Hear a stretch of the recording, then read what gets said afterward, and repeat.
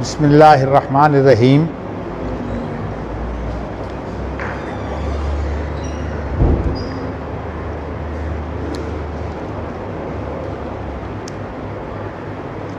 آج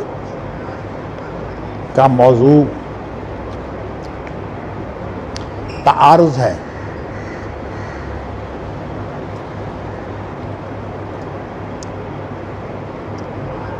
شریعت جو کتاب و سنت پر مشتمل ہے، یا دوسرے لفظوں میں جو اللہ کی وحی کے ذریعہ سے ہم تک پہنچی ہے، اس کے مکلف جو ہیں وہ نبی اکرم صلی اللہ علیہ وسلم، صحابہ کرام رضوان اللہ علیہم اجمعین سے لے کر تا قیامت آنے والے لوگ ہیں۔ ہم اس کے بارے میں جو ہے وہ بات کر رہے تھے۔ ہمارے لیے اصل حجت جو ہے وہ اللہ تعالیٰ کی ہدایت ہے۔ اللہ تعالیٰ کی ہدایت سے ہٹنے والے لوگوں کے جو ہیلے اور فریب ہیں، ان میں سے ایک فریب تو یہ ہے کہ انسانی عقل اس کو معیار سمجھا جائے اور اللہ تعالیٰ کی ہدایات کو انسانی عقل کا پابند بنایا جائے۔ حالانکہ اللہ تعالیٰ جو ہیں وہ اپنی مخلوق میں سے کسی کے پابند نہیں ہیں۔ اللہ جو چاہیں کریں۔ مخلوق جس کو اللہ نے پیدا کیا ہو اس کے بارے میں یہ کہنا یہ ویسے بڑی فضول سی بات ہے کہ اللہ تعالیٰ اس چیز کو جو اللہ کی مخلوق ہے، اللہ اس کے پابند ہے۔ اسی لیے جو معجزات کا انکار ہے وہ اسی نقطہ سے شروع ہوا کہ اللہ تعالیٰ کی دی ہوئی عقل، معجزات اس کے منافی ہوتے ہیں۔ حالانکہ اللہ تعالیٰ اس کے پابند نہیں ہے۔ اللہ تعالیٰ کا نظام جو ہے وہ اس کائنات کے اندر جو کچھ ہے وہ الگ نظام ہے، اور جو اس کائنات سے مراد یہ آسمان اور زمین کے درمیان کی اس کائنات کا جو نظام ہے وہ اللہ کے لیے الگ ہے، اور اس سے ورے جو اللہ تعالیٰ کی کائنات ہے وہ الگ ہے۔ اس کے بارے میں قرآن مجید کی چند آیتوں پر غور کیجئے کہ قرآن مجید میں ایک جگہ پر آیا ہے کہ اللہ تعالیٰ کا سال جو ہے وہ،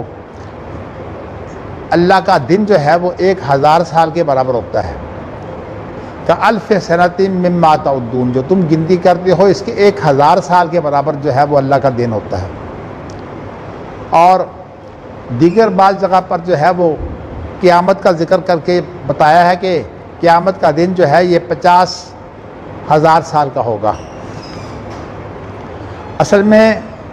جس کو ہم 1000 سال کہتے ہیں یا 50,000 سال کہتے ہیں، یہ حقیقت میں اللہ تعالیٰ کے اپنے اپنے نظام ہیں۔ اللہ تعالیٰ اگرچہ نظام کے پابند ہیں، لیکن اس نظام کے جو اللہ کا اپنا دیا ہوا نظام ہے، اللہ اس کی خلاف ورزی نہیں کرتے۔ اسی لیے ہم اللہ تعالیٰ کے نظام کے پابند ہو کر اللہ کی رحمتوں کے مستحق بن جاتے ہیں۔ تو میں یہ بتانا چاہتا ہوں کہ جو ملحد لوگ ہیں ان کے پاس پہلا حربہ تو یہ ہے کہ وہ عقل کو جو ہے وہ استعمال کر کے یہ بتاتے ہیں کہ اللہ تعالیٰ جو ہیں وہ فلاں کام نہیں کر سکتے، ہماری عقل یہ کہتی ہے۔ بھئی آپ کی عقل تو مخلوق ہے۔ اسی طرح اللہ تعالیٰ کے معجزات میں وہ چیزیں جو ہیں وہ بھی جن کے اندر زمانہ ہے یا فاصلہ ہے، یہ زمانے اور فاصلے جو ہیں یہ اللہ کے لیے کوئی حیثیت نہیں رکھتے۔ ہم جو ہے وہ اللہ تعالیٰ کی ذات اور اللہ کے اوصاف کی حقیقت تک نہیں پہنچ سکتے، اس لیے کہ اللہ تعالیٰ کی ذات جو ہے وہ بھی بلند و بالا ہے ہماری عقل سے، اور اللہ تعالیٰ کے فاصلے اور اللہ کے زمانے یہ بھی اللہ تعالیٰ کے اپنے زمانے ہیں۔ اور اسی لیے جو لوگ ان چیزوں کو جو ہے وہ اللہ تعالیٰ کی مخلوق بھی سمجھتے ہیں اور پھر اس کے بعد اللہ کو اس کا پابند کرتے ہیں. جیسے یہ اشکال ہے کہ نبی اکرم صلی اللہ علیہ وسلم، میں ایک مثال دے کر واضح کرتا ہوں. نبی اکرم صلی اللہ علیہ وسلم نے معراج کی رات جو سفر کیا تھا، وہ سفر جو ہے وہ تمام کا تمام جو ہے وہ اس اعتبار سے معجزہ ہے کہ نبی اکرم صلی اللہ علیہ وسلم نے اتنا لمبا سفر کیا لیکن اس کے لیے وقت بہت کم تھا. یعنی دنیا کے اعتبار سے وہ وقت بہت کم تھا، لیکن جو ہے وہ نبی اکرم صلی اللہ علیہ وسلم کے سفر کے اعتبار سے وہ بہت لمبا معاملہ ہے. تو اسی لیے معراج کو ہم جو ہے وہ نبی اکرم صلی اللہ علیہ وسلم کا معجزہ مانتے ہیں. معراج کے دو حصے، ایک جو ہے وہ بیت اللہ سے لے کر بیت المقدس تک، اور انبیاء کو جماعت کرانے کے بعد پھر نبی اکرم صلی اللہ علیہ وسلم جو ہیں وہ معراج کا دوسرا حصہ، پہلے حصے کو اسراء کہتے ہیں اور دوسرے حصے کو جو ہے وہ معراج کہتے ہیں. تو یہ دوسرا حصہ جو ہے یہ بیت المقدس سے لے کر جو ہے وہ ساتوں آسمانوں زمینوں کی جو ہے وہ آپ کو سیر کرائی گئی، اور اس میں آپ نے جنت بھی دیکھا، آپ جنت میں بھی گئے. تو نبی اکرم صلی اللہ علیہ وسلم نے اس معراج کے بارے میں 2-3 باتیں ایسی بتائیں جو واقعی دنیا میں بڑی حیران کن ہیں. حضرت بلال کے بارے میں بتایا کہ حضرت بلال رضی اللہ تعالیٰ عنہ جو ہیں وہ جب میں جنت میں چل رہا تھا تو حضرت بلال جو تھے وہ میرے آگے آگے جا رہے تھے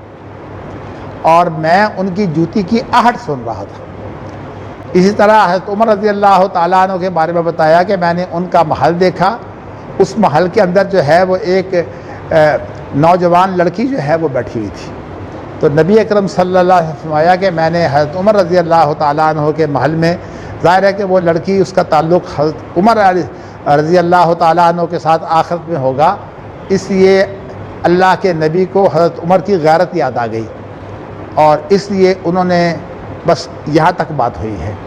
تو میں بتانا یہ چاہتا ہوں کہ اللہ تعالیٰ انسان کو جو کچھ دیتے ہیں وہ اللہ تعالیٰ اپنی کسی مخلوق کو جو ہے وہ دوسری مخلوق کا پابند کر دیں یہ اور چیز ہے، لیکن اللہ نے وہ اس طرح پابند نہیں کی جس طرح کہ باقاعدہ اللہ تعالیٰ کی مخلوق جو ہے وہ اللہ کی پابند ہے. تو اس سلسلے میں میں نے یہ واقعہ جو آپ کے سامنے پیش کیا ہے،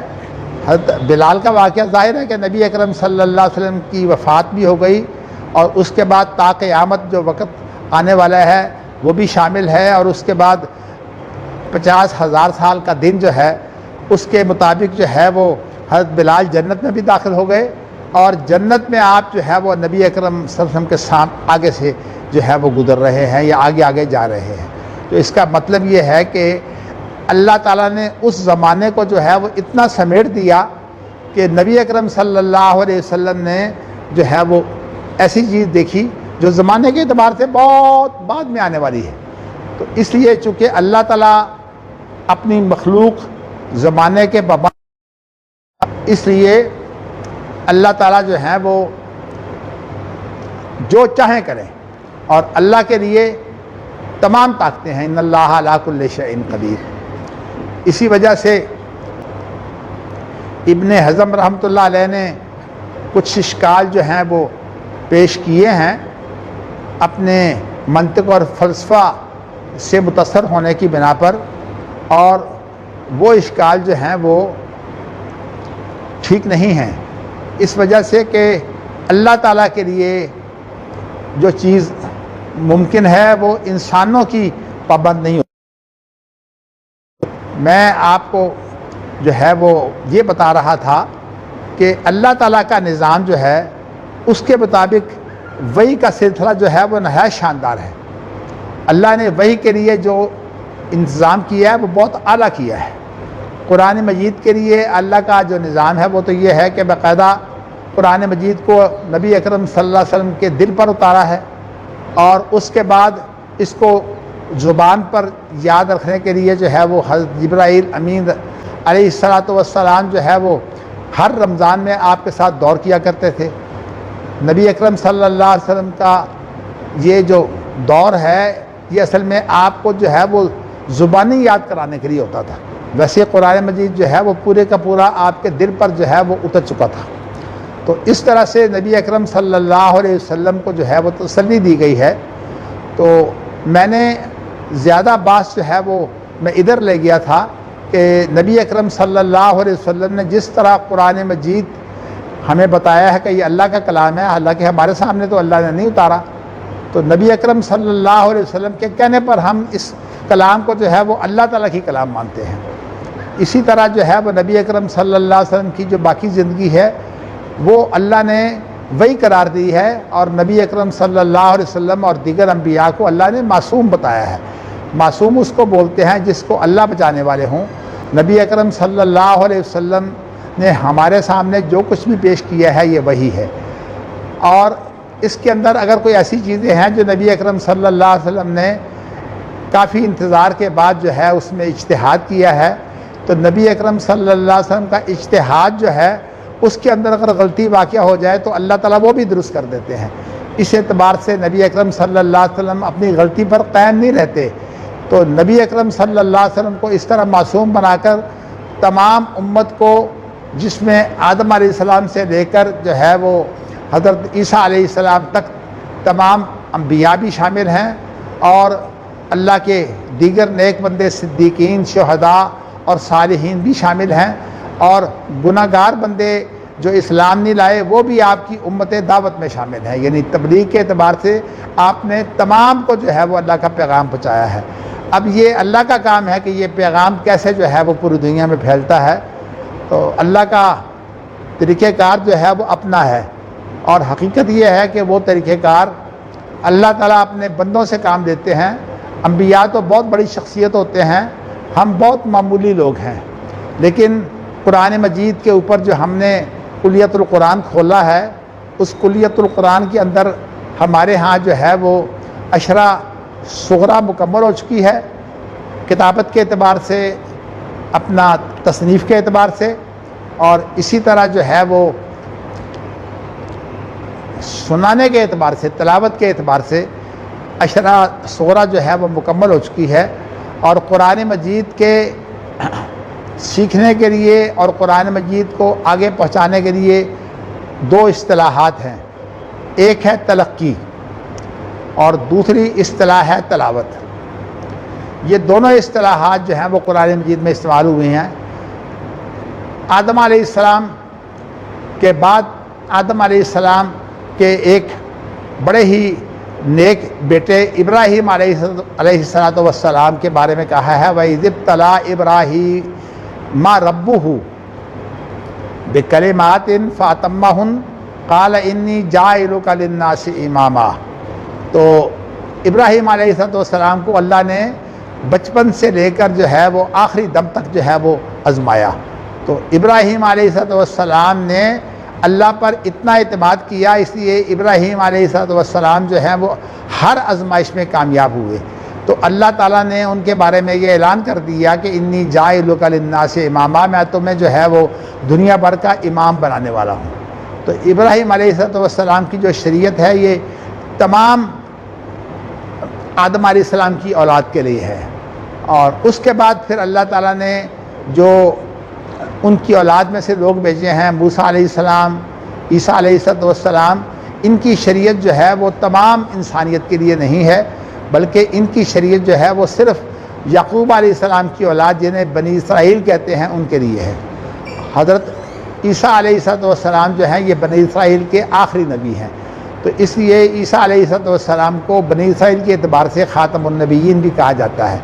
لیکن عیسیٰ علیہ السلام جو ہیں قیامت سے پہلے تشریف لائیں گے، اور انہوں نے تشریف لا کر جو ہے وہ دجال کو قتل بھی کرنا ہے۔ یہ سارے واقعات جو ہیں وہ ان کے لیے الحمدللہ پیش گوئیوں کی صورت میں موجود ہیں، اور پیش گوئیوں کے لیے کیا اصول ہیں کہ ہم پیش گوئیوں کو سمجھ سکیں، اس کے لیے محدث میں ایک مضمون ہے جو ایک یہاں مذاکرہ تھا جس کے اندر یہ بتایا گیا تھا کہ پیش گوئیوں کے متعلق کیا اصول ہیں۔ عام طور پر لوگ یہ غلطی کھاتے ہیں کہ جو وہ چیزیں ہیں جو ہم سمجھ نہیں سکتے، اللہ کی ذات، اللہ کی قدرت، اللہ کے اوصاف، یہ ہم ان کا اندازہ نہیں کر سکتے ہیں۔ لو کان البحر مدادا لکلمات ربی لنفد البحر قبل ان تنفد کلمات ربی ولو جئنا بمثلہ مددا۔ اللہ فرماتے ہیں کہ اگر تمام سمندر جو ہیں شہی بنا دیے جائیں اور تمام درخت جو ہیں ان کی قلمیں بنا دی جائیں اور اللہ تعالیٰ کی تعریفیں، اللہ کے کلمات جو ہیں وہ لکھے جائیں تو یہ سارے کے سارے ختم ہو جائیں گے، اور ان کے ساتھ جو ہے بہت بڑی مدد بھی اگر شامل کر دی جائے تو اللہ تعالیٰ کی تعریفیں اور اللہ کے کلمات جو ہے وہ اللہ کی مخلوق نہیں لکھ سکتی۔ تو اس لیے اللہ کے بارے میں کوئی چیز حد بندی جو ہے یہ غلط ہے، یہ تصور ہی غلط ہے کہ اللہ تعالیٰ کے ساتھ اگر جو ہے وہ قرآن مجید کی تلاوت شامل ہو جائے تو اللہ تعالیٰ جو ہے وہ خود فانی ہو جائے گا۔ یہ سارے تصورات جو ہیں یہ فلسفیانہ ہیں، اور فلسفیوں کے تصورات جو ہیں وہ اس کائنات کے پابند ہیں، اور اس کائنات میں بھی فلسفے کا اور سائنس کا مسلسل ارتقاء ہے قیامت تک۔ کیا کیا تبدیلیاں ہو رہی ہیں۔ اب یہ چیزیں جو ہیں کہ پہلے آسمان پر جانا اور پھر واپس بھی آ جانا، آپ دیکھیے کہ نبی اکرم صلی اللہ علیہ وسلم جو ہیں وہ معراج میں گئے ہیں اور واپس بھی آئے ہیں۔ یہ اس وقت معجزہ تھا، لیکن آج کے دور میں اس کے بڑے بڑے حصے جو ہیں وہ معجزہ سے نکل کر جو ہے وہ کہیں انسانی طاقت کا عروج نظر آ رہے ہیں۔ آپ کو پتہ ہے کہ ابھی حال ہی میں ایک سائنسدان فوت ہوا ہے، جو انہوں نے سائنسدانوں نے ایک بنایا ہے جو انسانوں کی طرح کام کرتا ہے، جی روبوٹ۔ وہ روبوٹ کا ماہر تھا، اور اس کا یہ خیال تھا کہ میں روبوٹ بنا کر جو ہے نا ایک سیارہ، اس سیارے کے اندر میں روبوٹ ہی بساؤں گا سارے، اور اس سیارے میں چونکہ انسانوں کے لیے رہنا بہت مشکل ہے، تو اس لیے اس نے جو پوری محنت کی ہے وہ روبوٹ پر کی ہے۔ تو کہنے کا میرا مقصد یہ ہے کہ سائنس اب جو ہے روبوٹ بسانے کے قابل ہو جائے، اور اسی طرح چاند کے اندر یہ اتر کر واپس آ گئے ہیں، تو اس کا معنی یہ ہے کہ اب سائنس نے وہ ترقی کر لی ہے کہ اس دور کے جو معجزے ہیں، کئی چیزیں ایسی ہیں جو اس دور کے معجزے ہیں لیکن ہمیں اب معلوم نہیں ہو سکتے۔ مثال کے طور پر اب مکہ اور مدینہ کا سفر جو ہے یہ 400-500 کلومیٹر ہے، لیکن یہ ہے کہ ہم آج میزائل جو ہے وہ بہت تھوڑے عرصے میں جو ہے وہ بھیج سکتے ہیں۔ تو کہنے کا مقصد یہ ہے کہ انسانوں کی جو عقل ہے، اصل میں انسانوں کی عقل سے دھوکہ کھایا گیا ہے۔ وہ جتنی بھی عقل ہے وہ سارا کمال اللہ کا ہے، اس لیے کہ اللہ نے انہیں توفیق دی اور اللہ تعالیٰ نے ان سے یہ کام دیا ہے۔ تو میں یہ بتانا چاہتا ہوں کہ ایک تو بنیاد تھی یہ غلط کہ اللہ تعالیٰ کی طاقت کو جو ہے وہ ہم محدود کریں، اور دوسری بنیاد جو ہے وہ قرآن مجید میں اللہ نے یہ فرمایا ہے فَلَا تَغُرَّنَّكُمُ الْحَيَاةُ الدُّنْيَا۔ ایک تو یہ کائنات اور اس کائنات میں بسنے والی جو دنیا ہے، اس دنیا سے تم دھوکہ نہ کھاؤ۔ اس کی رنگینیاں ہیں، یہ ہمیں بڑی رنگین نظر آتی ہے لیکن یہ اصل میں رنگین نہیں ہے۔ آپ جو ہے نا وہ بات سنیں، درس کے بعد جایا کریں۔ اچھا جی، یہ میں نے آپ کو جو چیزیں بتائی ہیں وہ میں نے آپ کو یہ بتایا ہے کہ فَلَا تَغُرَّنَّكُمُ الْحَيَاةُ الدُّنْيَا، اور دوسری جگہ ہے وَلَا يَغُرَّنَّكُمْ بِاللَّهِ الْغَرُورُ۔ اس کے اگلے الفاظ یہ ہیں کہ تمہیں اللہ کے نام کے ساتھ بڑا دھوکے باز جو ہے وہ دھوکہ نہ دے۔ تو دین چونکہ اللہ کا ہے، اللہ کی ہدایت جو ہے وہ اللہ ہی کے ہاتھ میں ہے۔ میں نے کل بھی آپ کو جو ہے وہ قرآن مجید کی آیت سے بتایا تھا کہ نہ کوئی رسول اور نہ کوئی نبی، جب اللہ تعالیٰ اسے جو ہے وہ ہدایت دیتے ہیں تو اس کی ہدایت میں جو ہے وہ دخل دینے والے بہت آتے ہیں، اور وہ دخل دینے والے جو ہیں وہ اللہ تعالیٰ ان کو ناکام کر کے جو ہے وہ اللہ تعالیٰ اپنی ہدایت کو جو ہے وہ محفوظ کر لیتے ہیں اور پکا کر دیتے ہیں۔ اور اسی وجہ سے اللہ تعالیٰ نے جو جنات جو ہیں وہ آسمان تک جاتے تھے اور پہلے آسمان پر جو میٹکیں ہوتی ان کی خبریں جو ہے وہ لینے کی کوشش کرتے، اور اس کے بعد جن سے ان کا تعلق ہوتا ان کو وہ خبریں پہنچانے کی کوشش کرتے۔ اللہ تعالیٰ نے ان کے لیے جو ہے وہ شہاب ثاقب ایسا مقرر کر دیا جہاں سے آگ نکلتی ہے، اور آگ نکل کر جو ہے وہ انہیں راکھ کر دیتی ہے۔ تو اس لیے اب انہوں نے بھی جو ذکر کیا ہے کہ عجیب بات ہے کہ پہلے ہم جاتے تھے تو اس وقت ہمیں آگ نہیں پڑتی تھی، اور اب ہم جاتے ہیں تو آگ پڑتی ہے۔ اس لیے کہ نبی اکرم صلی اللہ علیہ وسلم کے دنیا میں تشریف لانے کے بعد جو ہے وہ اللہ نے ایسے انتظامات کیے جو پہلے سے بھی زیادہ تھے۔ بہرصورت میں نے آپ کو یہ بتایا ہے کہ ان انتظامات میں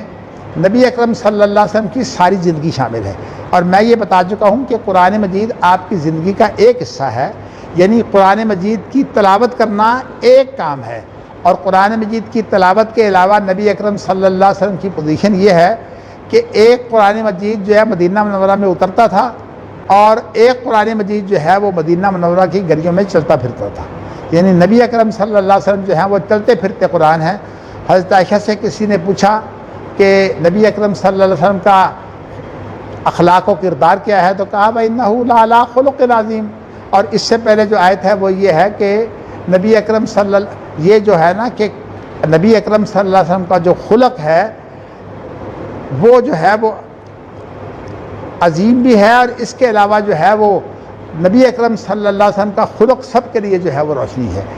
اور اسی طرح کہا کہ لَقَدْ كَانَ لَكُمْ فِي رَسُولِ اللَّهِ أُسْوَةٌ حَسَنَةٌ، کہ تمہارے لیے جو ہے وہ اللہ کے رسول میں وہ نمونہ ہے جو بہترین نمونہ ہے۔ تو کہنے کا مقصد یہ ہے کہ نبی اکرم صلی اللہ علیہ وسلم کی زندگی میں سب سے پہلے جو ہے یہ رکھنا ڈالنے کی کوشش کی گئی کہ ایک مخصوص زمانے کا جو فلسفہ تھا اس فلسفہ کے ذریعے اس کی تعبیرات کرنے کی کوشش کی گئی، اور وہ لوگ جو ہے وہ گمراہ ہو گئے۔ اس سے جو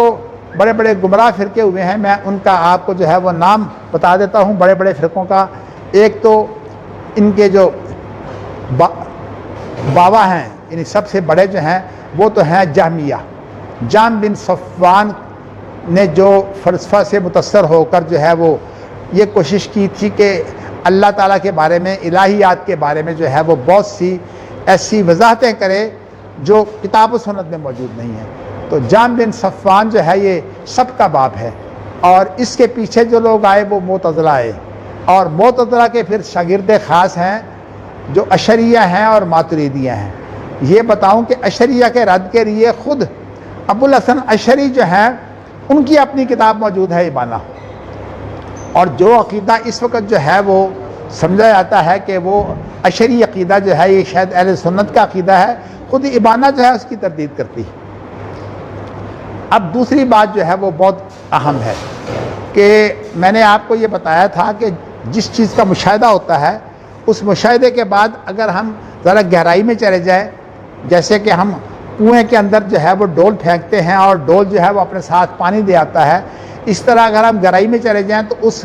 گہرائی کو جانے کے بعد جو کچھ ہمیں حاصل ہوتا ہے اس کو بولتے ہیں فقہ۔ لیکن یہ گہرائی میں جانے کے لیے جو طریقے ہیں ان طریقوں کو بولتے ہیں مناہج اجتہاد یا اصول اجتہاد۔ اور میں نے آپ کو جو بات بتانی ہے وہ یہ ہے کہ اصول شریعت میں قرآن مجید اور سنت، کتاب و سنت جو ہیں یہ وہی ہیں، اور جو اس میں سے وہی ہیں وہ اصول شریعت ہیں، اور وہ ہمارے لیے شریعت ہے، اور جو چیز ان میں سے وہی نہیں ہے وہ ہمارے لیے شریعت ہی نہیں ہے۔ اسی لیے نبی اکرم صلی اللہ علیہ وسلم کے بارے میں یہ بات قرآن مجید کی سورۃ نجم میں واضح فرما دی ہے، وَمَا يَنطِقُ عَنِ الْهَوَىٰ إِنْ هُوَ إِلَّا وَحْيٌ يُوحَىٰ، یعنی نبی اکرم صلی اللہ علیہ وسلم کی پوری زندگی، اس میں آپ کا خلق کردار بھی شامل ہے، یہ ساری کی ساری جو ہے یہ وہی ہے، اور اس لیے نبی اکرم صلی اللہ علیہ وسلم جو ہے وہی کی پیروی کرتے ہیں، یہ کسی اور خواہش کی پیروی نہیں کرتے، اس لیے کہ انہیں حکم ملا ہے ثم جعلناک علی شریعۃ من الامر فاتبعھا، کہ ہم نے تجھے جو ہے وہ ایک شریعت پر جو ہے وہ رکھا ہے، تو اس شریعت کی پیروی کر، ولا تتبع اہواء الذین لا یعلمون، اور تو ان لوگوں کی خواہشات کی پیروی نہ کر جو علم نہیں رکھتے۔ مطلب یہ ہے کہ تیرے پاس وحی کا علم ہے، اس لیے تو نے جو کچھ کہنا ہے اس وحی کی روشنی میں کہنا ہے، اور اگر خدا نہ خواستہ نبی اکرم صلی اللہ علیہ وسلم انسان ہونے کے ناطے کہیں کوئی لغزش ہو جائے تو وہ لغزش جو ہے وہ اللہ تعالیٰ درست کر دیتے ہیں۔ میں بیان کر چکا ہوں کہ یہ آپ کی عصمت ہے، اور اسی لیے آپ کو معصوم کہا جاتا ہے۔ لیکن یہ بات آپ سن لیں کہ عصمت جو ہے یہ صرف نبی اکرم صلی اللہ علیہ وسلم کو حاصل ہے، بڑے سے بڑے صحابی کو بھی عصمت حاصل نہیں ہے۔ اور چونکہ مسلمانوں میں سیاسی اختلافات کی وجہ سے حضرت علی رضی اللہ تعالیٰ عنہ کے جو لوگ زیادہ گہرے ساتھی تھے، یا ان کے بعد جو ہے وہ حضرت علی رضی اللہ تعالیٰ عنہ کی اولاد میں خاص طور پر حضرت حسین کی اولاد میں، حضرت حسن کی اولاد میں جو ہے وہ امام نہیں ہیں۔ وہ حضرت حسن چونکہ انہوں نے صلح کر لی تھی امیر معاویہ سے، اس لیے ان سے ناراضگی ہو گئی ہے، اب ان کی اولاد میں امام ہی کوئی نہیں ہے۔ حالانکہ نبی اکرم صلی اللہ علیہ وسلم نے یہ وضاحت فرمائی کہ جو 12واں امام ہے وہ حضرت حسن کی اولاد میں سے ہے۔ تو بہرصورت میں یہ بتانا چاہتا ہوں کہ حضرت حسین کی اولاد میں سے بنائے ہیں سب کے سب، اور ان سب کو جو ہے معصوم قرار دے دیا ہے۔ اب ان کی دیکھا دیکھی، شیعہ کی دیکھا دیکھی جو ہے وہ سنیوں نے بھی سوچا کہ ہماری سنت بھی وسیع ہونی چاہیے، تو ان کو ایک لفظ مل گیا، علیکم بسنتی و سنت الخلفاء الراشدین، اب کہ میری سنت بھی لازم پکڑو اور جو ہدایت یافتہ خلفاء ہیں ان کی سنت بھی لازم پکڑو۔ اب اس سے جو ہے وہ جو معصوم ہیں وہ صرف شیعہ کے امام نہیں ہیں، بلکہ یہ معصوم جو ہیں یہ ہمارے امام بھی ہیں، اور ہمارے اماموں میں اور حضرت حسن نے جب امیر معاویہ سے جو ہے وہ صلح کر لی ہے تو کہتے ہیں کہ اس کے بعد جو ہے وہ خلافت راشدہ ختم ہو گئی۔ تو اب صورتحال جو ہے وہ یہ ہے کہ حالانکہ حدیث میں آتا ہے کہ امام مہدی خلیفہ راشد ہوں گے، اور اگرچہ پیش کوئی تو نہیں ہے لیکن تعریف کے اعتبار سے لوگوں نے جو جانچا ہے اس میں بنو امیہ کے جو خلیفہ ہیں عمر بن عبدالعزیز وہ بھی خلیفہ راشد ہیں۔ تو اس کا معنی یہ ہے کہ خلیفہ راشد کا درجہ جو ہے وہ کوئی خاص نہیں ہے، خلیفہ راشد پر وہی نہیں ہوتی۔ تو اس لیے یہاں سنت سے کیا مراد ہے میں یہ آپ کے لیے واضح کرنا چاہتا ہوں۔ یہاں سنت سے مراد یہ ہے کہ انہوں نے جس طریقہ سے حکومت کی ہے، اصل میں خلفاء راشدین وہ ہیں جنہوں نے نبی اکرم صلی اللہ علیہ وسلم کی طرح جو ہے وہ حکومت کی ہے۔ نبی اکرم صلی اللہ علیہ وسلم کی جب وفات ہو گئی تو حکومت کا جو شعبہ ہے یہ جو ہے وہ خلفاء کو دے دیا گیا، اور اس میں سب سے پہلے حضرت ابوبکر صدیق رضی اللہ تعالیٰ عنہ ہیں، اس کے بعد حضرت عمر رضی اللہ تعالیٰ عنہ ہیں، اور اس کے بعد جو ہے حضرت عثمان رضی اللہ تعالیٰ عنہ ہیں، اور ان کے بعد جو ہے حضرت علی رضی اللہ تعالیٰ عنہ ہیں، اور اپنی عمر کا ایک حصہ جو ہے وہ حضرت حسن رضی اللہ تعالیٰ عنہ بھی ہیں۔ یہ خلیفہ راشد ہے، اور خلیفہ راشد کا معنی یہ ہے کہ ان کی خلافت علی منہاج النبوہ ہے، یعنی خلیفہ راشد جو ہے وہ ہوتا ہے جس کے لیے وہی تو جو ہے وہ معیار حق ہے، اور وہی کے علاوہ جو وہ کام کرتا ہے وہ کوشش کرتا ہے کہ نبی اکرم صلی اللہ علیہ وسلم کے طریقہ پر ہو۔ چونکہ وہ معصوم نہیں ہوتا اس لیے خلیفہ راشد کی کوئی بات جو ہے وہ وہی نہیں ہوتی۔ تو اس لیے میں بتا دوں کہ جو سنت خلفاء راشدین کی ہے وہ وہی نہیں ہے، وہ اصل میں ان کا ذاتی محنت ہے، ذاتی کوششیں ہیں، اور اس کے بعد نبی اکرم صلی اللہ علیہ وسلم کا اسوہ حسنہ ان کے لیے معیار ہے۔ تو اس لیے انہوں نے جو ہے وہ جو حکومت کی ہے وہ نبی اکرم صلی اللہ علیہ وسلم کے اسوہ حسنہ کی پیروی کی ہے۔ اس کی ایک دلیل میں آپ کو بتا دیتا ہوں تاکہ میں زیادہ اس موضوع پر گفتگو نہیں کر سکتا۔ آپ کو یہ علم ہے کہ نبی اکرم صلی اللہ علیہ وسلم کے باپ کی ایک لونڈی تھی، اس لونڈی کا نام تھا ام ایمن۔ نبی اکرم صلی اللہ علیہ وسلم کے جو غلام تھے انہوں نے حضرت زید کی میں بات کر رہا ہوں، اسامہ بن زید، تو زید بن حارثہ کی میں بات کر رہا ہوں۔ تو زید بن حارثہ نبی اکرم صلی اللہ علیہ وسلم کے وہ غلام تھے جن کے ساتھ نبی اکرم صلی اللہ علیہ وسلم نے اپنی چچا زاد بہن زینب کا نکاح کیا تھا۔ تو یہ جو ہیں وہ زید، جب انہوں نے حضرت زینب کو طلاق دے دی، قرآن مجید میں موجود ہے، تو اس کے بعد پھر حضرت زید نے جو ہے ام ایمن سے نکاح کر لیا تھا۔ تو ام ایمن جو ہے وہ نبی اکرم صلی اللہ علیہ وسلم کے چونکہ باپ کی لونڈی تھی، اس لیے آپ اسے لونڈی نہیں رکھ سکتے تھے، لیکن نبی اکرم صلی اللہ علیہ وسلم جو ہے وہ ام ایمن سے ملنے کے لیے اکثر جاتے۔ تو نبی اکرم صلی اللہ علیہ وسلم جب ام ایمن کے پاس جاتے تو ام ایمن جو ہے وہ بڑی خوش ہوتی کہ بھی میرے گھر میں نبی آتا ہے۔ اب جب نبی اکرم صلی اللہ علیہ وسلم کا وصال ہو گیا آپ فوت ہو گئے، وصال کا لفظ اگرچہ معنی کے اعتبار سے درست نہیں لیکن عام طور پر استعمال کیا جاتا ہے، تو نبی اکرم صلی اللہ علیہ وسلم کی جب وفات ہو گئی تو حضرت ابوبکر صدیق نے حضرت عمر سے کہا کہ دیکھو نبی اکرم صلی اللہ علیہ وسلم ان کے گھر میں جایا کرتے تھے، تو ہم بھی چلیں، اس لیے کہ نبی اکرم صلی اللہ علیہ وسلم وہاں جاتے تھے تو ان کو تسلی ہوگی، اور دوسری بات یہ ہے کہ ہمارا بھی ایمان تازہ ہوگا۔ تو چلے گئے تو ام ایمن کے ساتھ انہوں نے کچھ تعزیت کی باتیں کی اور انہیں کہا کہ ہر ایک نے جانا ہے، نبی اکرم صلی اللہ علیہ وسلم بھی تشریف لے گئے۔ تو ام ایمن جو ہیں وہ جب یہ بات آئی تو بہت رونے لگی، اتنی زیادہ روئیں کہ وہ ہچکیاں لینے لگی، ویسے یہ ذکر نہیں ہے لیکن میں نے کہا بہت رونے لگی۔ تو نبی اکرم صلی اللہ علیہ وسلم جو ہیں ان کا جب ذکر آیا کہنے لگی مجھے اس بات کا دکھ نہیں ہے کہ نبی اکرم صلی اللہ علیہ وسلم فوت ہو گئے ہیں، اس لیے کہ انکا میتون و انہم میتون قرآن میں موجود ہے کہ آپ نے بھی فوت ہونا ہے اور تمام انسانوں نے بھی فوت ہونا ہے۔ تو یہ جو بات ہے اس کو تو میں مانتی ہوں، میرا دکھ سارا یہ ہے کہ پہلے رہنمائی آتی تھی وہی کی صورت میں، اب وہی بند ہو گئی ہے۔ اس کا معنی یہ ہے کہ نبی اکرم صلی اللہ علیہ وسلم پر جو ہے وہ نبوت کی وحی جو ہے وہ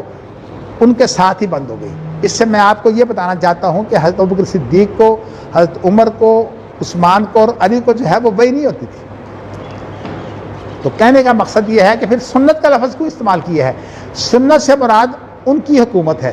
اور خلافت علی منہاج النبوہ جو ہے اس سے مراد ہے سنت۔ تو وہ سنت الخلفاء الراشدین کا معنی یہ ہے کہ انہوں نے جس طرح حکومت کی ہے آپ بھی اس طرح حکومت کریں۔ آپ یہ بتائیے کہ جب ان کا انتخاب مخصوص نہیں تھا، یعنی باقاعدہ ان کے بعد جو ہے وہ معصوم بن جائے، یہ بات تو نہیں ہوتی۔ ایک آدمی جو ہے وہ ہمارے جیسا ہوتا ہے، بعد میں وزیر اعظم بن جاتا ہے، بعد میں صدر بن جاتا ہے، تو کیا اس کے پاس جو ہے وہ کوئی روحانی علم آ جاتا ہے؟ نہیں، ان کے ساتھ جو ہے وہ صحابہ سے خلفاء راشدین کا فرق صرف اتنا ہے ملی، اور خلفاء راشدین جو ہیں وہ نبی اکرم صلی اللہ علیہ وسلم کے خلیفہ رہے ہیں۔ تو اس لیے ایک بات سمجھ لیجئے کہ نبوت جو ہے وہ دائمی ہے، اور خلفاء راشدین جو ہیں انہوں نے جو حکومت کی ہے جس طریقہ سے کی ہے وہ منہاج النبوہ ہے۔ تو شریعت دائمی ہونے کی بنا پر نبی اکرم صلی اللہ علیہ وسلم کو اگر آج بھی مخاطب کریں تو نبی اکرم صلی اللہ علیہ وسلم کو حاضر نبی کہا جا سکتا ہے۔ اس لیے ہر مردہ جب قبر میں جاتا ہے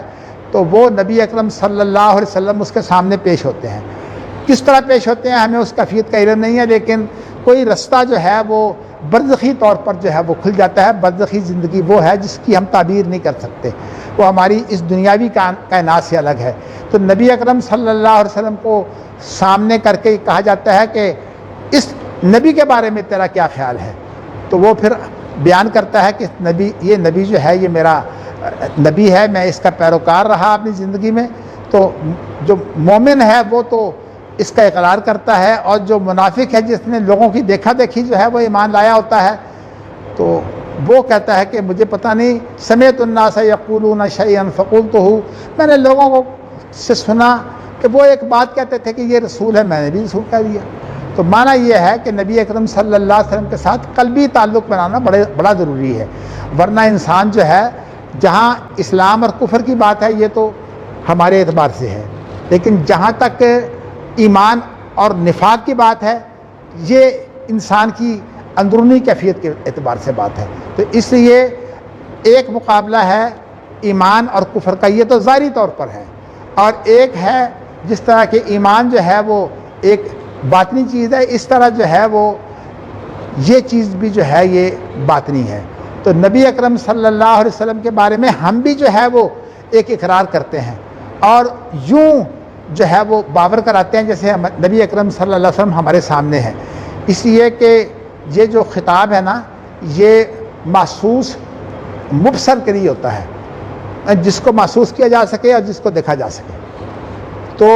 نبی اکرم صلی اللہ علیہ وسلم کے بارے میں جو ہے وہ ہم تشہد کے اندر اقرار کرتے ہیں، السلام علیکہ ایھا النبی، السلام علیکہ ایھا النبی۔ ہم اب یہ تشہد میں اقرار کر کے تو کیا کہتے ہیں؟ ایھا النبی، اے نبی۔ اگرچہ السلام علی النبی یہ بھی ثابت ہے، لیکن ہمارا جو زیادہ اس پاکستان ہندوستان میں جو ہم پڑھتے ہیں وہ السلام علیکہ ایھا النبی پڑھتے ہیں ورحمۃ اللہ وبرکاتہ. تو نبی اکرم صلی اللہ علیہ وسلم کی نبوت چونکہ دائمی ہے، اس لیے نبی اکرم صلی اللہ علیہ وسلم کو اس طرح سے مخاطب کیا گیا ہے. لیکن نبی اکرم صلی اللہ علیہ وسلم سے ہمارا کوئی وہ تعلق نہیں ہے جو دنیا میں انسانوں کا انسانوں سے ہوتا ہے. میں انشاءاللہ اس مسئلے کی تشریح تو آ جائے گی جو میں بخاری کا حصہ پڑھانے والا ہوں. انشاءاللہ پرسوں سے ہم بخاری کا وہ حصہ شروع کریں گے جن کے اندر بخاری نے جو حقائق بیان کیے ہیں اور جن اعلیٰ مرتبہ حدیثوں سے بیان کیے ہیں، میں ان کی انشاءاللہ تعالی جو ہے وہ ان کو کھولوں گا انشاءاللہ. آج مجھے جو چیزیں اس طرح بچ گئی ہیں ان کو آپ کے سامنے بیان کرنا ہے. تو اس میں نے جو آپ کے سامنے بات بیان کی ہے وہ یہ ہے کہ خلافت جو ہے وہ اس کا تعلق نبی اکرم صلی اللہ علیہ وسلم کی زندگی سے ہے. اس لیے خود نبی اکرم صلی اللہ علیہ وسلم کو خلیفہ کہنا یہ بات غلط ہے. میں انشاءاللہ مولانا مودودی کی جو یہ غلطی ہے اس کی انشاءاللہ وضاحت کروں گا کسی وقت. لیکن میں آپ کو بتاؤں کہ نبی اکرم صلی اللہ علیہ وسلم خود خلیفہ نہیں ہے، اور اسی لیے جب ابوبکر صدیق کو جو ہے وہ خلافت ملی ہے تو انہیں کہا گیا کہ انت خلیفۃ اللہ، آپ تو اللہ کے خلیفہ ہیں. کہا میں اللہ کا خلیفہ نہیں ہوں، میں تو نبی اکرم صلی اللہ علیہ وسلم کا خلیفہ ہوں. اس لیے کہ اللہ کے لیے خلافت ہو ہی نہیں سکتی. میں نے اس وقت مسئلہ بیان کر دیا لیکن اس کی توجیحات میں آپ کو پھر کہوں گا. اچھا، ایک بات جو خاص طور پر حدیث پاک کے بارے میں ہے میں چاہتا ہوں واضح ہو جائے. ہمارے علم حدیث کے اندر جو ہے وہ ایک چیز یہ پائی جاتی ہے کہ جو صحابہ کی گفتگو ہے قول اور فعل، اس کو بھی جو ہے وہ سند کے ساتھ اس کا اہتمام کیا گیا ہے کہ صحابہ سے بھی جو چیزیں ثابت ہیں وہ سند کے ساتھ ثابت ہوں، اور اسی طرح جو تابعین سے چیزیں ثابت ہیں وہ بھی سند سے ثابت ہونی چاہیے. اور میں آپ کو بیان کر چکا ہوں کہ اس وقت جو چیز سند سے ثابت نہیں ہے صرف مشہور ہو گئی ہے، اور وہ کیا، وہ ہے فقہ. جو بڑے بڑے اماموں کی فقہ ہے کوئی اس کی سند نہیں ہے. حتیٰ کہ امام ابو حنیفہ کے بارے میں کہا جاتا ہے کہ ان کے تمام شاگرد جو ہے وہ ان کے ساتھ بیٹھتے تھے. حالانکہ اگر جائزہ لیں تو ان کی عمریں ہی ایسی ہیں کہ وہ امام ابو حنیفہ کے ساتھ بیٹھ نہیں سکتے. میں اس تشریح میں نہیں جاتا، لیکن چونکہ فقہ حنفی جو ہے اس کے اندر اصل فقہ پہلے جو ہے وہ تیار کی گئی ہے، اور اس کے بعد پھر اس کے اصولوں کے ذریعہ سے قرآن مجید اور سنت کا جائزہ لیا گیا ہے. اس لیے حنفی فقہ جو ہے وہ خود حنفیوں کے کہنے کے مطابق جو ہے وہ صرف اس کام کے لیے ہے کہ وہ حنفی فقہ کو قرآن مجید جو ہے اور سنت جو ہے وہ تائید دیں. تو جب قرآن مجید اور سنت کی تائید نہیں ملتی تو پھر قرآن مجید کے اوپر جو ہے وہ صورتحال ایسی بن جاتی ہے، یا فقہ کے اندر صورتحال ایسی بن جاتی ہے کہ وہ غیر معتبر ہو جاتی ہے. تو اسی طرح جو ہے میں بتانا چاہتا ہوں کہ فقہ کی کوئی اس طرح کی سند نہیں ہوتی. اب آپ بتائیے کہ امام ابو حنیفہ کی خود فقہ کی جب تدوین ہوئی ہے تو یہ تقریباً امام ابو حنیفہ کے 200 سال بعد ہوئی ہے، اور امام ابو حنیفہ کے 200 سال بعد جو تدوین ہوئی ہے امام ابو حنیفہ کے اقوال کی، وہ تو امام ابو حنیفہ کے اقوال ہیں ہی نہیں. وہ تو اصل میں کوئی کسی کا قول ہے، کوئی کسی کا قول ہے، کوئی امام ابو یوسف کا ہے، کوئی امام محمد کا ہے، کوئی امام ظفر کا ہے، کوئی کسی اور کا ہے. یہ امام ابو حنیفہ کے اقوال نہیں ہیں، لیکن ان کو دھکے سے جو ہے وہ امام ابو حنیفہ کے اقوال بنا کر پھر اس کے لیے جو ہے وہ کوشش کی جاتی ہے. یہ انشاءاللہ تعالی میں گاہے بگاہے آپ کو جو ہے وہ کھولتا رہوں گا. اس وقت میں نے آپ کو صرف یہ بتانا ہے کہ صحابہ کے جو اقوال اور افعال ہیں، خاموشی نہیں، صحابہ کے اقوال اور جو افعال ہیں ان کو حدیث کہا جاتا ہے. اس لیے کہ نبی اکرم صلی اللہ علیہ وسلم کا جو زمانہ ہے وہ سب سے بہترین زمانہ ہے، اور اس کے بعد پھر صحابہ کا زمانہ ہے، اور پھر اس کے بعد تابعین کا زمانہ ہے. یہ خیر القرون ہے، یہ تو پکے خیر القرون ہیں. تبع تابعین کے بارے میں صحیح حدیث سے ثابت نہیں ہے، لیکن بعض دیگر دلائل سے لوگ ثابت کرتے ہیں کہ وہ بھی خیر القرون ہے. لیکن میں آپ کو بتانا چاہتا ہوں کہ جو پکی بات ہے ہم اس کو لیتے ہیں کہ خیر القرون جو ہے وہ تابعین تک ہے. تو 3 زمانے جو ہیں یہ بہترین زمانے ہیں. ان زمانوں کے اندر نبی اکرم صلی اللہ علیہ وسلم کا معاشرہ اور نبی اکرم صلی اللہ علیہ وسلم کی سوسائٹی موجود تھی. یعنی یہ اجماعی اور اجتماعی جو زندگی تھی نا، اس میں نبی اکرم صلی اللہ علیہ وسلم کی سنت کی جھلکیاں پائی جاتی تھیں. اس لیے صحابہ جب کوئی بات کرتے ہیں تو وہ جو جھلکیاں ہیں ان کو درست کرنے کے لیے کوئی بات کرتے ہیں یا اپنے اجتہادات کر کے وہ اجتہادات پیش کرتے ہیں، تو صحابہ کی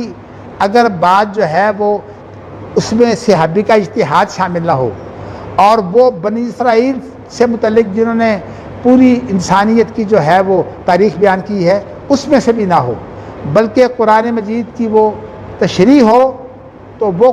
حدیث مرفوع سمجھی جاتی ہے۔ یہ اسی لیے اصول بن گیا کہ وہ حدیث مرفوع ہے۔ تو صحابہ کی جو موقوف حدیث ہے جس میں یہ ثابت نہ ہو وہ حدیث موقوف ہوتی ہے، لیکن اس کو حدیث اس لیے کہا جاتا ہے کہ اس میں بہت بڑا امکان ہوتا ہے کہ نبی اکرم صلی اللہ علیہ وسلم کی زندگی ہو اور آپ کی زندگی میں انہوں نے جو کام دیکھا ہے وہ انہوں نے کیا ہے، اسی لیے بعض چیزیں جو ہیں وہ مرفوع حدیث سے ثابت نہیں ہیں، جیسے کہ عید کی تکبیریں جو ہیں یہ صحیح مرفوع حدیث سے اس طرح ثابت نہیں ہیں، یہ صحابہ کرام سے جو ہیں وہ ثابت ہیں۔ تو اس لیے جو ہے وہ ہم عید کی تکبیریں جو ہیں وہ بعض صحابہ کی جو ہے وہ بعض کو دیکھ کر کے انہوں نے زیادہ زوردار ان کے دلائل ہیں، تو اس لیے انہوں نے پھر ہم جو ہے وہ طریقہ اپناتے ہیں جو سنت کے زیادہ قریب ہے۔ اس طرح اور بعض مسائل بھی ہیں۔ میں کہنا یہ چاہتا ہوں کہ صحابہ معصوم نہیں ہوتے، اور دوسری بات یہ ہے کہ صحابہ کی زندگی کے بارے میں احتمال ہوتا ہے کہ وہ اللہ کے نبی کی بات ہو، اس لیے اسے حدیث کہہ دیا گیا ہے، اور اسی طرح تابعین کی زندگی میں جو ہے وہ احتمال ہوتا ہے کہ وہ نبی اکرم صلی اللہ علیہ وسلم کی زندگی ہو، تو ان کو بھی جو ہے وہ حدیث کہا گیا ہے، لیکن اس کے لیے نام الگ ہے۔ وہ بھی اسی طرح تابعین کے اقوال اور تابعین کے افعال اس کو کہا جاتا ہے حدیث مقطوع۔ تو اصطلاح کے اندر حدیث مقطوع جو ہے وہ تابعی کے قول کو اور فعل کو کہتے ہیں۔ جو لفظ منقطع ہے یہ اور قسم کی حدیث ہوتی ہے جس میں سند ٹوٹی ہوئی ہو، اس کو بولتے ہیں منقطع حدیث۔ تو یہ جو بات ہے اس وقت میں نے آپ کو بتائی ہے، یہ اصل میں صحابہ کے اقوال اور افعال جو ہیں، چونکہ صحابہ کے اقوال اور افعال جو ہیں وہ تبع تابعین کی زندگی میں جو تدوین کا دور ہے یہ تقریباً مکمل ہو گئے تھے، تو اللہ تعالیٰ کا نظام یہ تھا کہ تابعین تک جو ہے وہ معاشرہ باقی رہے، اس لیے امام مالک رحمۃ اللہ علیہ جو مدینہ کا معاشرہ ہے اس کو بہت اہمیت دیتے تھے۔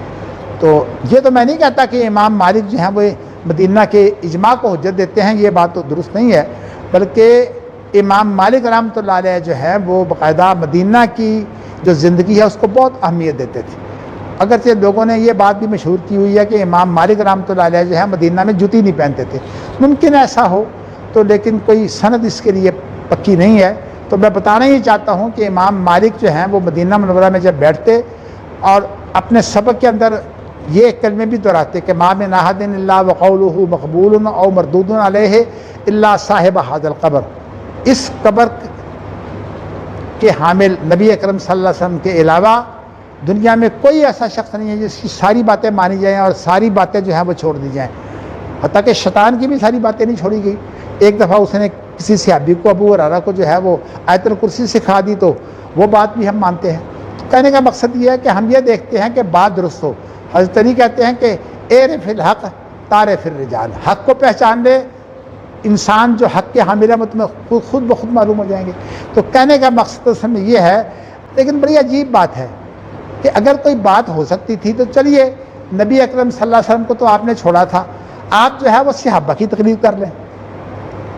بڑی عجیب بات ہے کہ صحابہ کی تقلید کوئی نہیں کرتا، خلفاء راشدین کی کوئی تقلید نہیں کرتا۔ اسی طرح جو ہے وہ تابعین کے اندر بڑے بڑے حتیٰ کہ فقہاء سبع جو ہے وہ مدینہ کے ساتھ تابعی ہیں، تو ان کی بھی کوئی تقلید نہیں کرتا۔ تو اب سوال یہ ہے کہ تابعین کی تقلید نہیں کرنی، بعد میں جو امام جن کے آپس میں کچھ اختلافات بھی ہوئے ہیں، وہ اختلافات انشاءاللہ تعالیٰ میں آپ کو جو ہے وہ اپنے حدیث کے سبق میں کبھی بتا دوں گا۔ ان کے اندر سب سے بڑا اختلاف جو ہے وہ اجتہادی ہے، اور جس کے اوپر جو لفظ ہے اہل الاثر اور اہل الرائے، میں انشاءاللہ اس کے متعلق آپ کو بیان کروں گا۔ لیکن آج میں نے صرف آپ کو یہ بیان کیا ہے کہ حدیث موقوف اور حدیث مقطوع کے بارے میں صرف معاشرتی رویہ، اس لیے امام مالک جو ہیں انہوں نے یہ بات دیکھی کہ ان زمانوں کے اندر چونکہ بڑی برکت ہے، تو اس لیے امام مالک کے بعد ان کے شاگردوں نے بھی یہ بات کہی کہ مدینہ منورہ کا جو معاشرہ ہے اس کی بڑی اہمیت ہے۔ امام بخاری نے مدینہ منورہ کے معاشرے کی بہت اہمیت بیان کی ہے صحیح بخاری میں. انشاءاللہ وہ باتیں جو ہیں وہ آ جائیں گی میرے خیال میں میرے دروس میں. تو مدینہ منورہ کا جو معاشرہ تھا اس کے متعلق جو ہے وہ بہت اہمیت ہے. تو میں کہنا یہ چاہتا ہوں کہ اس معاشرے کی اہمیت کی بنا پر اس کے اندر جو تبدیلی آئی ہے اس کے لیے روایات ہیں. یعنی صحابہ نے، وہ خود صحابہ ہوں یا تابعین ہوں یا اہل علم ہوں، انہوں نے جہاں کہیں کوئی ایسی بات ہے کہ مدینہ منورہ میں تبدیل ہو گئی، جیسے کہ مروان نے جو ہے وہ ممبر رکھ کر جو ہے وہ جماعت کرائی ہے، تو صحابہ نے اس کا اعلان جو ہے وہ رد کیا ہے. تو میں آپ کو بتانا چاہتا ہوں کہ لیکن یہ ہم نہیں کہہ سکتے کہ مدینہ منورہ کا معاشرہ جو ہے وہ حجت تھا، لیکن امام مالک جو ہے وہ مدینہ منورہ کے معاشرے کو اہمیت دیتے تھے. تو اس بنا پر امام مالک نے بھی خود روایات کے ذریعے سے مدینہ منورہ کے معاشرے کی اصلاح کی ہے، اور دیگر جو تھے ائمہ علماء انہوں نے بھی جو ہے وہ اس معاشرے کے ذریعے سے جو ہے مدینہ منورہ کی روایتیں کی ہیں. اور روایتیں وہ ہیں جو اس معاشرے کے اندر جو کمی بیشی پائی جاتی تھی وہ روایتوں کے ذریعے سے جو ہے وہ درست ہو گئی ہے. گویا کہ روایتیں اس معاشرے کو معیاری بنانے کے لیے ہیں. اب بتائیے کہ غامدی نے تو کہا ہے کہ معاشرہ نبی اکرم صلی اللہ علیہ وسلم سے لے کر آج تک کا جو معاشرہ ہے، ملحدین کا اور منافقوں کا معاشرہ جو ہے وہ سارے کا سارا حجت ہے. انا للہ و انا راجعون. اور معاشرے کے علاوہ جو باتیں جن میں اختلاف ہے، کہا یہ ساری کی ساری جو ہے وہ کچھ بھی نہیں ہے. لیکن اس معاشرے کو جو نبی اکرم صلی اللہ علیہ وسلم کا معاشرہ ہے اور جو صحابہ کا معاشرہ ہے اور تابعین کا معاشرہ ہے، اسے بھی تسلیم نہیں کرتا. کہتا اس نے ایک لفظ بنایا ہے تواتر عملی، یعنی تعامل اس طرح چلا آیا ہے ہمارے تک. آپ بتائیے کہ ہمارے تک تعامل چلا آیا ہے؟ آج کون کون سی بڑی بڑی تبدیلیاں ہو رہی ہیں. اب یہ کورونا آیا ہے، آپ بتائیے کیا کچھ ہوا ہے اس کورونا میں. بیت اللہ کے اندر، مسجد نبوی کے اندر کیا کچھ ہوا ہے. اب سعودی عرب کے اندر جو ہے وہ صرف وہ لوگ حج کر سکیں گے جن کے پاس اقامہ ہے یا جو سعودی ہیں. تو کہنے کا مقصد یہ ہے کہ یہ تبدیلیاں جو ہیں، یہ بلکہ ان تبدیلیوں کو جو ہے وہ نوٹ کرانے کی ضرورت ہے. صحابہ دوسری جگہ جاتے تھے اور تبدیلیاں دیکھ کر جو ہے وہ نوٹ کراتے تھے کہ یہ تبدیلی جو ہے یہ سنت ہے. جیسے کہ میں نے ابو حمید ساعدی کی حدیث سنائی تھی نا کہ وہ جب پہلی رکعت میں اور تیسری رکعت میں کھڑے ہوتے تو بیٹھ کر کھڑے ہوتے. اس بیٹھ کر کھڑے ہونے کا نام ہے جلسہ استراحت. تو میں آپ کو بتانا چاہتا ہوں صحابہ کے اندر یہ باتیں بھی ہیں کہ ہاتھ کیسے رکھا جائیں جاتے ہوئے اور اٹھتے وقت ہاتھ کیسے اٹھائے جائیں. یہ ساری چیزیں جو ہیں یہ عمل سے تعلق رکھتی ہیں، اور یہ چیزیں ایسی ہیں کہ صحابہ، تابعین اور اہل علم نے موقع بموقع ان کی تصحیح کی ہے، اور وہ تصحیح کے لیے ساری کی ساری روایات ہیں. اس لیے جو لوگ گمراہ ہیں وہ روایات کے پیچھے پڑ جاتے ہیں، اور روایات کے پیچھے پڑھ کر انہوں نے قرآن مجید کو بھی روایت بنا دیا. اب یہی وجہ ہے کہ غامدی جو ہے وہ قرآن مجید کا حفظ جو ہے اس کو بھی کوئی اہمیت نہیں دیتا، اور اب یہی سنا ہے کہ اس نے قرآن مجید کو کہہ دیا ہے کہ یہ اللہ کی طرف سے وہی نہیں ہے، یہ الفاظ جو ہیں یہ اللہ کے نہیں ہیں. تو اس طرح کی، لیکن یہ بات صرف غامدی نے نہیں کہی، اشاعرہ اور ماتریدیہ بھی قرآن مجید کے الفاظ نہیں مانتے. وہ کہتے ہیں کہ کلام نفسی جو ہے وہ اللہ کی ہے. کلام نفسی کا معنی جو اندر جو مفہوم ہے اس کا، یا اندر جو الفاظ ہیں، اندر الفاظ نہیں مانتے وہ، اس لیے کہ اللہ حادث ہو جائے گا. جو مفہوم ہے قرآن مجید کا وہ تو جو ہے وہ اللہ کے نفس میں ہے، اور اسی طرح جو ہے وہ حدیث جو اس کا مفہوم ہے نبی اکرم صلی اللہ علیہ وسلم کے وہ پاس ہے. ہم جو ہیں وہ اصل میں قرآن مجید کی صرف کلام نفسی مانتے ہیں کہ وہ اللہ کی ہے، اور جو قرآن مجید کے اندر ایسی کلام ہے جس کے اندر الفاظ ہوں وہ ہم نہیں مانتے. تو یہ ہمارے تمام مدارس میں یہ چیز پڑھائی جاتی ہے. لیکن لوگ کیا کرتے ہیں کہ اب انہی مدارس کے اندر جو ہے بالکل تقلیدی طور پر، حالانکہ تمام علماء یہ کہتے ہیں کہ عقیدہ کے مسائل کے اندر تقلید ناجائز ہے، لیکن پھر بھی دیکھیے عقیدہ کے مسائل میں کتنی سختی ہے. یعنی فقہی مسائل میں تو اجتہاد کا اختلاف ہو سکتا ہے اور اس کے اندر آپ کی جو ہے وہ آپ کا اختلاف بھی ہو سکتا ہے، لیکن عقیدہ کے مسائل میں تو تقلید ہوتی ہی نہیں. خود بڑے بڑے لوگ جو خود مقلد ہیں انہوں نے بھی کہا کہ عقیدہ میں تقلید نہیں ہے. تو اسی لیے امام ابو حنیفہ کا عقیدہ جو بیان کیا جاتا ہے فقہ الاکبر میں، وہ عقیدہ وہ ہے جو فقہ اکبر کے اندر سلفی عقیدہ ہے، اور لوگ کہتے ہیں کہ فقہ اکبر امام ابو حنیفہ کی کتاب ہی نہیں ہے. یعنی مطلب یہ ہے کہ یہ اچھی بات ہے کہ جس طرح قرآن مجید کو کہہ دیا معتزلہ نے کہ اللہ کے الفاظ نہیں ہیں، اسی طرح اشاعرہ ماتریدیوں نے مان لیا. اب یہ جو ہے کہ یہ بھی کہہ دو کہ امام ابو حنیفہ کی کتاب ہی نہیں، فقہ اکبر ان کی ایک ہی کتاب ہے، اور ایک اور کتابچہ ہے جو متعلم اور معلم کے آداب پر مشتمل ہے. اور تو ان کی باتیں جو ہیں وہ ان کے شاگردوں سے یا غیر معلوم لوگوں سے جو ہیں وہ نقل ہوئی ہیں. جیسے میں نے ابھی بتایا کہ ان کی فقہ جو ہے وہ تو 200 سال بعد جو ہے وہ تیار ہوئی ہے، اور اس کے بعد پھر اس فقہ سے جو اصول بنائے گئے ہیں ان کا مقصد یہ ہے کہ قرآن و حدیث کے اندر جو ہے کون سی چیز لی جائے اور کون سی چیز چھوڑی جائے، اور قرآن مجید اور حدیث کے اندر کون سی ایسی تعویلی کی جائے کہ وہ امام ابو حنیفہ کی وہ فقہ جو 200 سال بعد جو ہے وہ لوگوں نے اہل علم تیار کی تھی اس کے مطابق ہو جائے. تو میں نے آپ کے ساتھ جو باتیں کی ہیں وہ الحمدللہ میں نے کوشش یہ کی ہے کہ آپ کو وہ جو اسباق میں نے پہلے دیے تھے، دروس دیے تھے، ان کے وہ گوشے بھی آپ کے سامنے بیان کر دوں جو رہ گئے تھے. اب انشاءاللہ تعالی ہفتہ کے روز سے، کل چھٹی ہوگی، ہفتہ کے روز سے انشاءاللہ تعالی جو ہے وہ یہ انشاءاللہ یہ ہمارا درس ہوا کرے گا. اور جیسے کہ ہم نے ارادہ کیا ہے، اگر آج کا تجربہ آپ کا کامیاب ہے تو پھر تو یہاں بھی ٹھیک ہے، لیکن اگر تجربہ کامیاب نہیں ہے تو پھر جو ہے وہ لائبریری کا جو حال ہے اس کے اندر جو ہے ہمارا انشاءاللہ درس ہوا کرے گا اس ٹائم کے مطابق. تو اللہ تعالیٰ جو ہے وہ مجھے بھی توفیق دے اور آپ کو بھی توفیق دے کہ ہم دین کا یہ کام کرتے ہوئے جو ہیں وہ صحت مند زندگی پائیں اور اللہ کے دین کو جو ہے وہ ہم صحیح طرح پھیلا سکیں. جو بات میں صحیح کہتا ہوں وہ اللہ کی طرف سے ہے، اور جو میری غلطی ہے وہ میرے نفس کی طرف سے ہے یا شیطان کی طرف سے ہے. وآخر دعوانا ان الحمدللہ رب العالمین.